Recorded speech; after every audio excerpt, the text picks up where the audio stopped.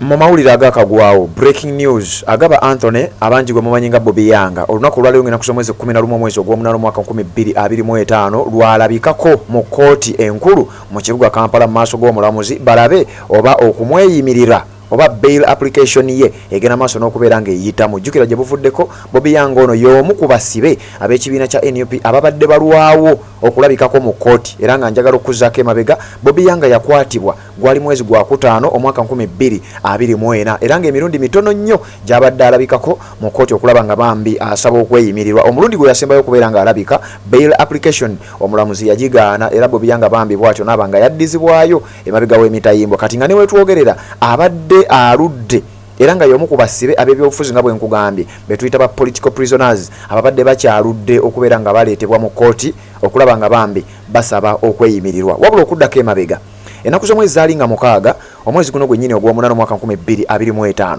omubaka omukyalo wa Kampala Honorable Shamim Malende nga bw'omumanyi nti ye looya oba ye munnamateeka eyeewaayo okulaba ng'awolereza bambi abaana ab'enkyukakyuka abali mu struggle abatayina busobozi kubeera nga basobola okuhayaringa ba lawyers okubeera nga babawoleza emisango gyabwe. Shamim Malende ng'ennaku z'omwezi 6 omwezi guno gwennyini ogw'omunaana yeesitula nga bwe yali yakava mu ggwanga erya Kenya yeesitula n'agenda e Luzira n'aba nga yayogerako ne Bobby Yanga era n'agoba oba n'atandika okugoba ku nsonga ez'okulaba nga Bobby Yanga bamuleeta mu kooti oluvannyuma lw'ebbanga eddene jjukirira Shamim Malende amaze ebbanga nga taliiwo kakati oluvannyuma lw'ekomawo Bobby Yanga oluvannyuma lw'ebbanga eddene nga talabikako mu kooti kyakakasibwa nti olunaku olwaleero nga 11 omwezi gwa 8 omwaka 2025 Bobby Yanga agenda kubeera mu kooti ng'asaba okweyimirirwa era ng'ayita mu bannamateeka be okuli Honorable Shamim Malende ono nga ye munnamateeka w'ekibiina kya National Unity Platform awolereza abantu bano nga tasabye yadde 10 era nga bwe twogerera yalabiddwako dda tumulabyeko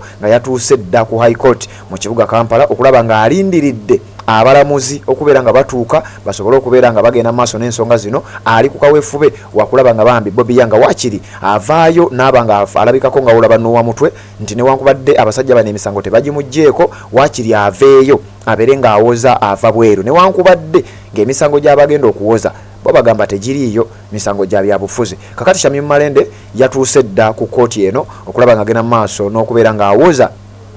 era ng'ateeka mu files ezisaba Bobby Yanga ono okubeera nga yeeyimirirwa abeere ng'ava emabega w'emitayimbwa oluvannyuma lw'ebbanga eriweredde ddala nga Bobby Yanga taleetebwa mu kooti kubeera ng'asaba okweyimirirwa kakati olunaku olwaleero ennaku z'omwezi nga 11 omwezi ogw'omunaana 2025 era gwe wenna ayagala okumanya ebigenda mu maaso weekuumire ku mukutu guno n'emikutu emirala gyonna kwe tusinzira okubeera nga tukuweereza tugenda kubeerawo bulambalamba nga tubikutuusaako kooti yonna tugenda gikuwa live otegeere embeera nga bwegenda okubeera ng'etambula olabe bannamateeka nga Shamim Malende nga bagenda maaso n'okubeera nga bayisiŋŋanya empapula okulaba nga basaba okulaba Bobby Yanga oba afuna bail abeere ng'awoza ava bweru era mawulire gennina genjagala okubeera nga nkutuusa ku gwe wenna ampuliriza Bobby Yanga ono singa bail application ye olunaku olwaleero ekkirizibwa ajja kuba ava emabega w'emitayimbwa wakiri abeere ng'awoza ava bweru bannayuganda balina essuubi era nja kusaba gwe wenna genda mu comment section teekayo nti free Bobby Yanga kubanga olunaku olwaleero lwagenda okubeera ng'aleetebwa mu kooti genda mu comment section teekayo ekigambo nti free Bobby Yanga oba oteekayo hashtag oba kifaanana kitya tubeere nga tutambuza ensonga eyo kugambye omukulu ono yakwatibwa mu mwezi gwali gwa kutaano mwaka 2024 omwaka oguwedde era kigambibwa nti asusse mu mwaka nga n'omusango ogumuvunaanibwa tegumanyiddwa mu butuufu bwago ebimu ku ebyo byolabaawo ku screen yo byebyo poliisi bya paradinga neetegeeza nti twamukutte n'ebyambalo ebimu by'amagye ebimu byefaananyiriza eby'amagye mbo nga tebikkirizibwa mu mateeka era bw'atyo agaba Anthony bambi n'abeera nga kyekimu ku ebyo ebimukuumidde emabega w'emitayimbwa ku nsonga ezitannaba kubeera nga zitegeerekeka bannayuganda bangi emirundi mingi nnyo bavuddengayo ne bateeka zi hashtags ez'amaanyi ennyo ezitambudde nnyo ne baba nga babanja abasibe naddala Bobby Yanga ono oba agaba Anthony era olw'obulumi obungi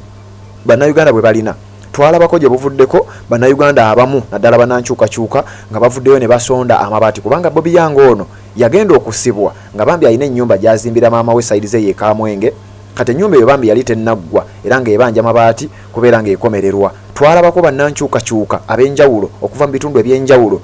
nga bakoze enzigi ezigenda okubanga ziggala ennyumba eyo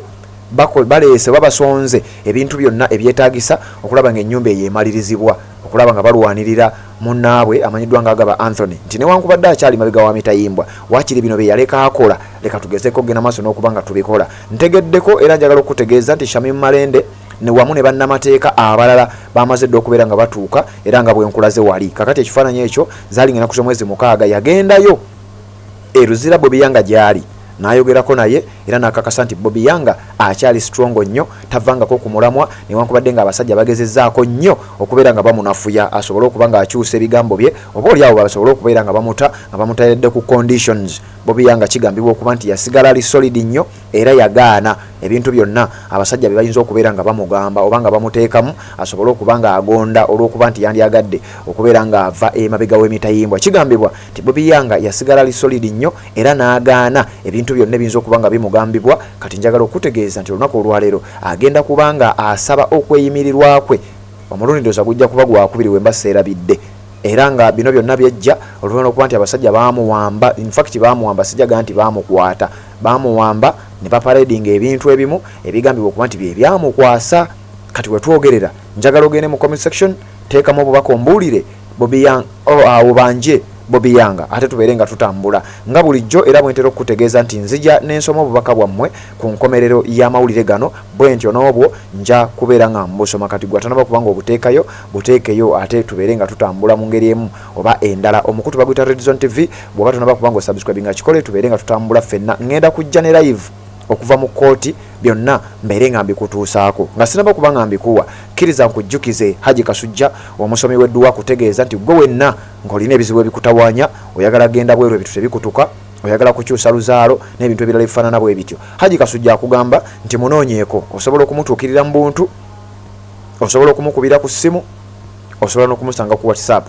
ennamba yeeyo eri 0753 85 0753 856464 Haji Kasujja omusomi w'edduwa kutegeeza nti munoonyeeko ensonga zibeere nga ate zitambulira ddala bubaaya saana nnyo tugenda kubanga tusimbula mu kooti okulaba nga tukutuusaako byonna nga Agaba Anthony bambi agenda maaso n'okubeera nga awoza okulaba nga afuna beili ye yeeyimirirwe abeere nga awoza ava bweru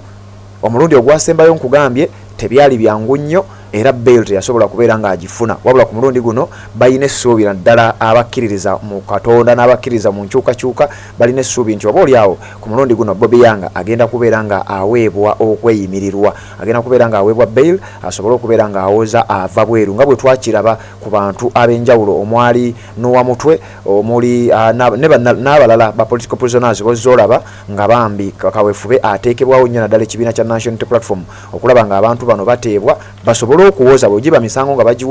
bagiwoze wakiri nga bava bweru so baleme kubeera nga ate bavundira emabega w'Emitayimbwa ku nsonga ezigenda maaso n'okubeera nga tezitegeerekeka weebale kubeera ng'okyagoberera yonna gy'osinzira okuba nga gy'otulabira naddala gwatambula naffe wabula naawe atanaba okuba nga otwegattako kikole tubeere nga tutambula ffenna nkugambye ngenda kubeerawo bulambalamba kamera zaffe zatuuse dda ate mu kkooti okulaba nga buli kimu ekigenda okuba nga kigenda mu maaso kaweefube wakulaba nga tukikutuusaako gwe gy'osinzira okuba nga gy'otulabira gy'ogenda okusinziira ogenda maaso n'okuba nga bino byonna ogenda maaso n'obbimanya kanzije tubeere nga tusisinkana mu kkooti ku nsonga eza Agaba Anthony